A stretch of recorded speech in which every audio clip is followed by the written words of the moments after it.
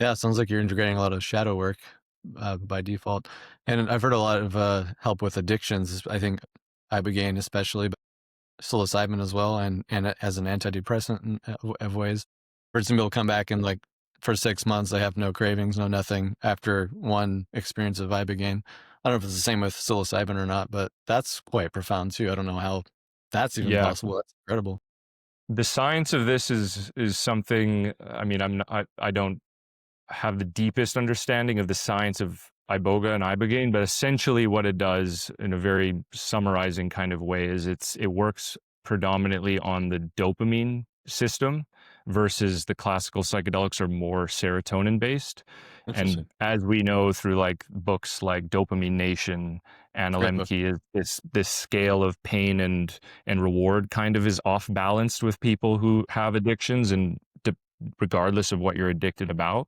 Basically, what the science is showing with iboga is it resets kind of the whole thing, and The receptor. that's sort of that whole putting people through the process of detox and then getting them all out of the other side, all within one experience, is very powerful because you don't need to wrestle. I mean, you do wrestle, you clearly do. It's harrowing for a reason, but you get through it eventually, and at least now you have a reset system to work with where you've kind of condensed a bit of the processing that needs to happen. Now that you're out of the other end of it, you kind of have this clean slate to work with a little bit.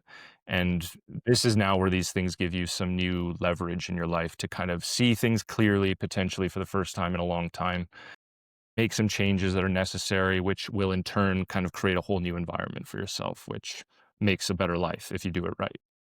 So whether that's like addiction based iboga or similarly what psychedelics do with people who are depressed or anxious is, I mean, this is where the whole science of the default mode network and, you know, the very common understandings of the neuroscience of psilocybin is essentially it just gets these networks that have become almost calcified in like a stuck rigid kind of way, and most of the illnesses that psychedelics help most are conditions that are considered low entropy. So entropy being chaos, more or less.